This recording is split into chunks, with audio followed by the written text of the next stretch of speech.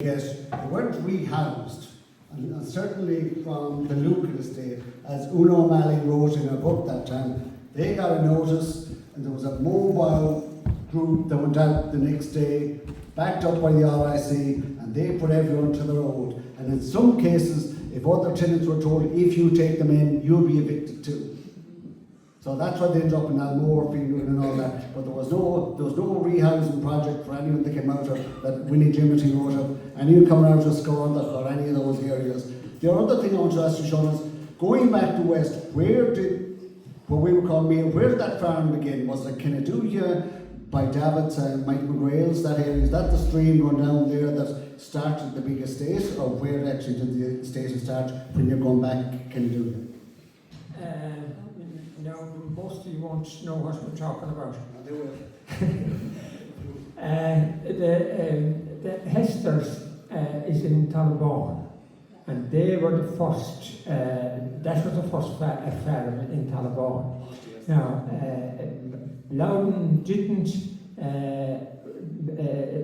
rent off, there was 3 families there, 2 Hesters and the Durkins. And they had a bad time, but they were in Talabon. Now, later down, you see one of the Honor Durkin married James McDonald, Hugh McDonald's son. And but I think at that stage, there wasn't the same problems with the boundary as there had been earlier. That would be Jim McDonald's farm. Yeah. Sean, what happened the tenants that got evicted to us in the 6,000 Scotch sheep? What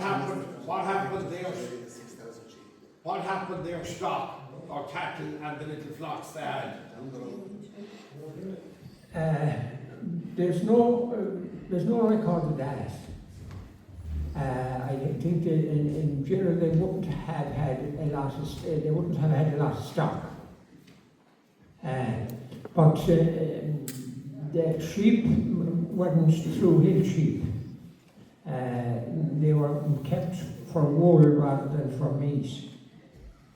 And there's a record in the Congested Districts Board baseline reports where in Carna all the clothes were homemade.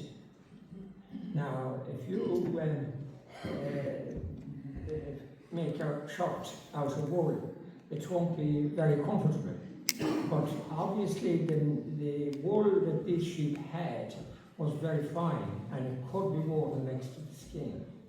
And we have discovered in Connemara traces of these old sheep. They call them cladders. Because they lived on the shore, and I believe that they were the sheep that were here before the Scotch blackfaces. Now the cattle seem to have been handled differently.